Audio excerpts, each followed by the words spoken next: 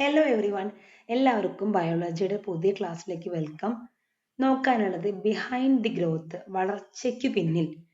നമ്മൾ കഴിഞ്ഞ ക്ലാസ്സിൽ വളർച്ചയ്ക്ക് സഹായിക്കുന്ന വളർച്ചാ ഹോർമോൺ സൊമാറ്റോട്രോപ്പിനെ കുറിച്ച് പറഞ്ഞിട്ടുണ്ടായിരുന്നു. Somatotropin helps in body growth, ഗ്രോത്തിന് സഹായിക്കുന്ന ഗ്രോത്ത് ഹോർമോൺ ആണ്, വളർച്ചാ ഹോർമോൺ ആണ് സൊമാറ്റോട്രോപ്പിൻ.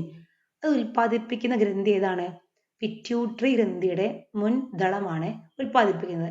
ഇനി നോക്കാം എങ്ങനെയാണ് ഒരു വളർച്ചയുടെ ഒരു കാര്യം നോക്കാം. ഗ്രോത്ത് ഹോർമോൺ ഓർ സൊമാറ്റോട്രോപ്പിൻ അഥവാ GH is a growth regulating hormone. വളർച്ചയെ നിയന്ത്രിക്കുന്ന, കൺട്രോൾ ചെയ്യുന്ന റെഗുലേറ്റഡ് ഹോർമോൺ ആണെന്ത്? GH. Produced by the anterior lobe of the pituitary gland. Pituitary ഗ്രന്ഥിയുടെ മുൻദളം ഉൽപ്പാദിപ്പിക്കുന്ന, ആന്റീരിയർ ലോബ് ഉൽപ്പാദിപ്പിക്കുന്ന ഹോർമോൺ ആണ് ഗ്രോത്ത് ഹോർമോൺ അഥവാ GH അഥവാ വളർച്ചാ ഹോർമോൺ, സൊമാറ്റോട്രോപ്പിൻ എന്നൊക്കെ അറിയപ്പെടുന്നുണ്ട്.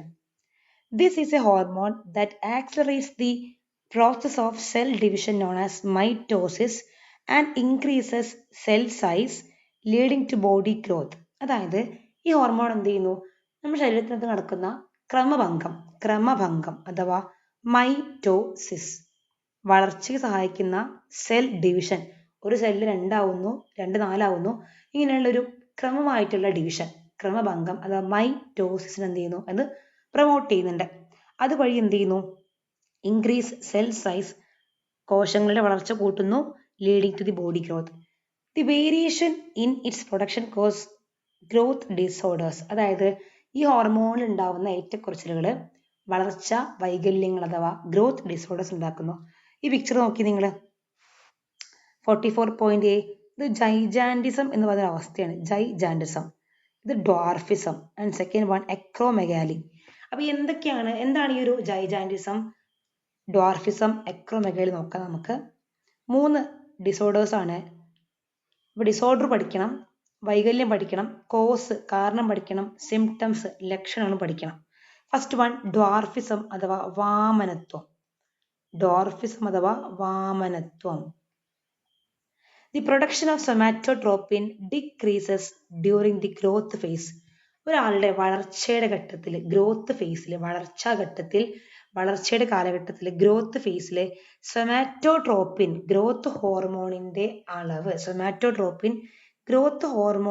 അളവ് കുറയുന്ന അവസ്ഥയാണ് എന്ത്? കുറയുന്നത് കൊണ്ടാണ് സംഭവിക്കുന്ന അവസ്ഥയാണ് ഡ്വാർഫിസം. സിംറ്റംസ് എന്താണ്? സ്റ്റണ്ടഡ് ഗ്രോത്ത്, മുരടിച്ച വളർച്ച മുരടിച്ചു പോലെ. രണ്ടാമത്തത് ജൈജാൻഡിസം, ഭീമാകാരത്വം. The production of somatotropin increases during the growth phase. വളർച്ചയുടെ കാലഘട്ടത്തില് ഗ്രോത്ത് ഹോർമോൺ കൂടുന്ന അവസ്ഥയാണെന്ത്? ജൈജാൻഡിസം. സിംറ്റംസ് എന്തായിരിക്കും? എക്സസീവ് ബോഡി ഗ്രോത്ത്, അല്ലെ, അധികമായിട്ടുള്ള അമിത ശരീര വളർച്ച. ഇത് രണ്ടും ഗ്രോത്ത് ഫേസിലാണ്, അതായത് വളർച്ചയുടെ ഘട്ടത്തിൽ നടക്കുന്ന ഏറ്റക്കുറച്ചിലാണിത്. എന്നാൽ അടുത്ത് നോക്കിയേ, acromegaly. The production of somatotropin increases after the growth phase. വളർച്ചയുടെ ഘട്ടം കഴിഞ്ഞിട്ടും, വളർച്ചാ കാലഘട്ടം കഴിഞ്ഞിട്ടും സൊമാറ്റോട്രോപ്പിന്റെ അളവ് കൂടുന്ന അവസ്ഥയാണ് acromegaly. Excessive growth of the body parts, അതായത് ചില ബോഡി പാർട്സ് മാത്രം അധികം വളരാം. For example palms, foot and jaws, നമ്മുടെ കൈകാലുകള്, താടിയെല്ല്, ഇതൊക്കെ ഇങ്ങനെ ആ ചില ഭാഗങ്ങൾ മാത്രം അമിതമായിട്ട് വളരാം. പ്രൊപ്പോർഷണലി എല്ലാ ഭാഗവും വളരില്ല, പകരം ചില ബോഡി പാർട്സ് മാത്രം അധികമായിട്ട് വളരുന്ന അവസ്ഥയാണെന്ത്? എക്രോമെഗലി. ഇതാണ് 3 ഗ്രോത്ത് ഡിസോർഡേഴ്സ്: ജൈജാൻഡിസം, ഭീമാകാരത്വം, ദെൻ ഡ്വാർഫിസം, വാമനത്വം, ദെൻ എക്രോമെഗലി. ഓക്കെ, ഇനി നോക്കാനുള്ളത് എന്താണ് നമ്മുടെ ADHന്റെ ഫംഗ്ഷൻ നോക്കാം. ADH ഓർമ്മ ഉണ്ടോ? ADH ഹൈപ്പോതലാമസ് സ്വന്തമായിട്ട് ഉൽപ്പാദിപ്പിക്കുന്ന 2 ഹോർമോൺസ് ആണ്, ഒന്ന് ADHും ഒന്ന് ഓക്സിറ്റോസിനും. അതിൽ ADH ആന്റി ഡൈയൂററ്റിക് ഹോർമോൺ അഥവാ വാസോപ്രസിൻ പഠിച്ചാണ്. Water balance is maintained by action of the hormone called vasopressin. ശരീരത്തിനകത്തുള്ള ജലത്തിന്റെ ഒരു തുലനനില പാലിക്കുന്ന ഹോർമോൺ ആണ് വാസോപ്രസിൻ അഥവാ ആന്റി ഡൈയൂററ്റിക് ഹോർമോൺ അഥവാ ADH. എങ്ങനെയാണ് ഈ ഒരു വാസോപ്രസിന്റെ ഫംഗ്ഷൻ നോക്കാം.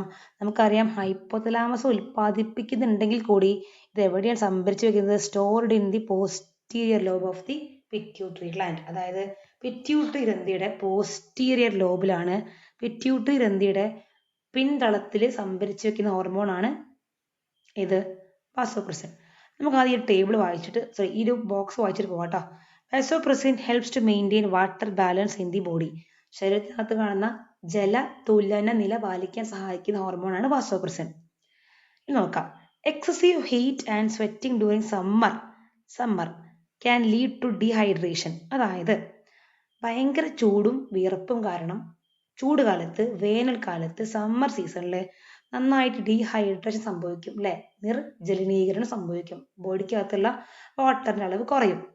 Which increases the production of vasopressin. അതായത് ചൂട് കാലത്ത്, സമ്മർ സീസണിലാണ് വാസോപ്രസിന്റെ അളവ് കൂടുക. സമ്മർ സീസണിൽ, വേനൽക്കാലത്ത് ഡീഹൈഡ്രേഷൻ സംഭവിക്കുമ്പോൾ ബോഡിക്കകത്തുള്ള വെള്ളത്തിന്റെ അളവ് കുറയുമ്പോൾ ആരുടെ അളവ് കൂടും? വാസോപ്രസിന്റെ അളവ് കൂടും. Increases production of vasopressin. ഇതിന്റെ ഭാഗമായി it speeds up water reabsorption in the kidney. എങ്ങനെയെങ്കിലും നേരത്തെ കൊണ്ടു കളഞ്ഞ വെള്ളം നന്നായിട്ട് തിരിച്ചു വലിക്കും. വാസോപ്രസിൻ കൂടും. വാസോപ്രസിൻ എന്ത് ചെയ്യും? അബ്സോർപ്ഷൻ കൂട്ടും, പുനരാകിരണം കൂട്ടും. പുനരാകിരണം കൂട്ടുക എന്ന് വെച്ചാല് കിഡ്നിന്ന് ജലം തിരിച്ചെങ്ങോട്ട് തന്നെ വിളിക്കും, ബോഡിക്ക് അകത്തേക്ക് തന്നെ ബ്ലഡിൽ തന്നെ എന്ത് ചെയ്യും? വാട്ടറിനെ റീഅബ്സോർബ് ചെയ്യും. Okay. As a result production of urine decreases. കിഡ്നിന്ന് വെള്ളം റീഅബ്സോർബ് ചെയ്ത അർത്ഥം എന്താ? യൂറിന്റെ അളവ് എന്ത് ചെയ്യുന്നു? ഇവിടെ കുറയുന്നു. And dehydration is prevented. ഒരു പരിധി വരെ എന്ത് ചെയ്യുന്നു? നിർജലീകരണം എന്ത് തടയുന്നു. നേരെ ഓപ്പോസിറ്റ് ആയിരിക്കും വിന്ററിൽ ഉണ്ടായിരിക്കുക. In during winter since dehydration through sweating is reduced അല്ലേ, അതായത് വിയർപ്പിലൂടെയുള്ള വെള്ളത്തിന് നഷ്ടം കുറയുന്ന അവസ്ഥയാണ് വിന്ററിൽ. The reabsorption of water from kidney also decreases. അപ്പൊ എന്ത് ചെയ്യുന്നു? തണുപ്പ് കാലത്ത് വെള്ളം ധാരാളം നഷ്ടപ്പെടുന്നില്ല ബോഡിന്ന്, വിയർപ്പിലൂടെ ഒന്നും വെള്ളം പോകുന്നില്ല. അതുകൊണ്ട് കുറച്ച് വെള്ളം ഇനി മൂത്രത്തിലൂടെ പോയാലും കുഴപ്പമൊന്നുമില്ല. അപ്പൊ മൂത്രത്തിന്റെ അളവ് കൂടും തണുപ്പ് കാലത്ത്. കാരണം എന്താ? റീഅബ്സോർപ്ഷൻ എന്ത് ചെയ്യുന്നു? കുറയുന്നുണ്ട്. ഓക്കെ. നോക്കാം വാട്ടറിന്റെ ബാലൻസ് എങ്ങനെയാണ് ADH മെയിൻറ്റെയിൻ ചെയ്യാൻ നോക്കാം. Homeostasis, normal amount of water in blood. അതായത് ഹോമിയോസ്റ്റാസിസ്, ആന്തര സമസ്ഥിതി പാലനം. അത് പാലിച്ചുകൊണ്ടിരിക്കുന്ന അർത്ഥം എന്താ? നോർമൽ ലെവല് വെള്ളം എവിടെ ഉണ്ടാവണം? ബ്ലഡിൽ ഉണ്ടാവണം. ആ നോർമൽ ലെവലിനേക്കാളും ബ്ലഡിലെ വാട്ടറിന്റെ അളവ് കൂടി എന്ന് വിചാരിക്കാം.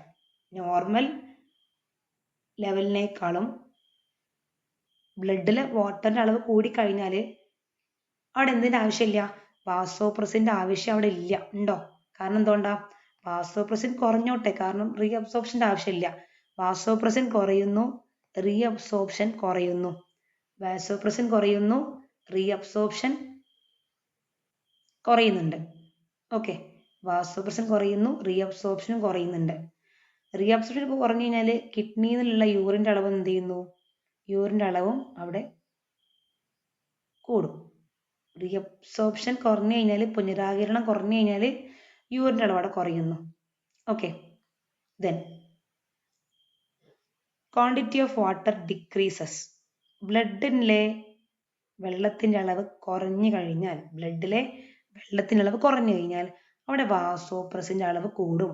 വാസോപ്രസിന്റെ അളവ് എന്ത് ചെയ്യുന്നു? കൂടുന്നു. വാസോപ്രസിൻ നന്നായിട്ട് ഉൽപ്പാദിപ്പിച്ചാൽ മാത്രമാണ് കിഡ്നി നന്നായിട്ട് റീഅബ്സോർബ് ചെയ്യാൻ പറ്റുള്ളൂ. കിഡ്നി എന്നുള്ള റീഅബ്സോർപ്ഷൻ, പുനരാകിരണം എന്ത് ചെയ്യുന്നു? കൂടുന്നു. കിഡ്നി നന്നായിട്ട് വെള്ളം പുനരാകിരണം ചെയ്തു കഴിഞ്ഞാൽ, റീഅബ്സോർബ് ചെയ്ത് കഴിഞ്ഞാൽ അപ്പൊ സംഭവിക്കും? യൂറിന്റെ അളവ് എന്ത് ചെയ്യുന്നു? അവിടെ കുറയുന്നു. ഇത്രയോട് സംഭവം. Water balance. Production of ADH increases. എപ്പോഴാണ് ADHന്റെ അളവ് കൂടുക? സമ്മർ സീസണിലാണ് കൂടുക കേട്ടോ. വേനൽക്കാലത്ത് ഡീഹൈഡ്രേഷൻ, നിർജലീകരണം ഉണ്ടാകുമ്പോൾ, വെള്ളം ധാരാളം നഷ്ടപ്പെടുമ്പോൾ എന്ത് ചെയ്യുന്നു? ADHന്റെ അളവ് കൂടുന്നു. Production of ADH decreases. വിന്ററിൽ, നല്ല തണുപ്പ് സമയത്ത് എന്തിന്റെ ആവശ്യമില്ല? ADHന്റെ ആവശ്യമില്ല. Okay. Kidney increase the reabsorption of water. Kidney എപ്പോഴാണ് പുനരാകിരണം നടത്തുക? റീഅബ്സോർപ്ഷൻ എപ്പോഴാണ് കൂടുക? ADHന്റെ അളവ് കൂടിക്കഴിഞ്ഞാൽ റീഅബ്സോർപ്ഷൻ എന്ത് ചെയ്യും കൂടും, പുനരാകിരണം എന്ത് ചെയ്യും കൂടും. Kidneys decrease reabsorption of water. Kidney എപ്പോഴാണ് പുനരാകിരണം കുറയ്ക്കുക? വിന്റർ സമയത്ത് ADHന്റെ അളവ് എന്ത് ചെയ്യും കുറയും. അപ്പൊ റീഅബ്സോർപ്ഷനും കുറയും, അതായത് പുനരാകിരണം കുറയും. Production of urine increases. എപ്പോഴാണ് യൂറിൻ കൂടുക? യൂറിൻ കൂടുതൽ എപ്പോഴാന്ന് വെച്ചാല് ADH കുറയുമ്പോൾ റീഅബ്സോർപ്ഷനും കുറയും. റീഅബ്സോർപ്ഷൻ കുറയാന്ന് പറഞ്ഞാൽ കിഡ്നിന്ന് വലിച്ചെടുക്കൽ കുറയും. കിഡ്നിന്ന് വലിച്ചെടുക്കൽ കുറയാന്ന് പറഞ്ഞാൽ യൂറിൻ്റെ അളവ് അവിടെ എന്ത് ചെയ്യുന്നു കൂടുന്നു. Production of urine decreases. മൂത്രത്തിന് അളവ് കുറയൽ എപ്പോഴാണ്? ADH നന്നായിട്ട് കൂടും വേനൽക്കാലത്ത്. ADHന്റെ അളവ് കൂടിക്കഴിഞ്ഞാൽ കിഡ്നിന്നുള്ള വൃക്കന്നുള്ള റീഅബ്സോർപ്ഷനും കൂടും, പുനരാകിരണം കൂടും. നന്നായിട്ട് കിഡ്നി വലിച്ചെടുക്കും വെള്ളം. അപ്പൊ യൂറിൻ്റെ അളവ് എന്ത് ചെയ്യുന്നുണ്ട് കുറയുന്നു. ഇത്രയേ ഉള്ളൂ. അപ്പൊ ഇതിൽ ഏത് ഒന്ന് പഠിച്ചു വെക്കാം. വേനൽക്കാലത്തുള്ള മാത്രം പഠിച്ചാൽ മതി. മഴക്കാലത്ത് മഴക്കാലത്ത് നന്നായിട്ട് മൂത്രമൊഴിക്കാൻ മുട്ടൂലേ? അതെന്തുകൊണ്ടാണ്? യൂറിന്റെ പ്രൊഡക്ഷൻ നന്നായി കൂടുന്നുണ്ട്. എന്തുകൊണ്ടാ? വെള്ളത്തിന്റെ അളവ് ബോഡിക്ക് വലിയ ആവശ്യമില്ല. അപ്പൊ ADH കുറഞ്ഞിട്ട് റീഅബ്സോർപ്ഷൻ കുറഞ്ഞിട്ട് യൂറിന്റെ അളവ് എന്ത് ചെയ്യുന്നു അവിടെ കൂടുന്നു കേട്ടോ. നമുക്ക് ഇത് എന്ത് ചെയ്യാം നെക്സ്റ്റ് ക്ലാസ്സിൽ എടുക്കാം. Okay, thank you.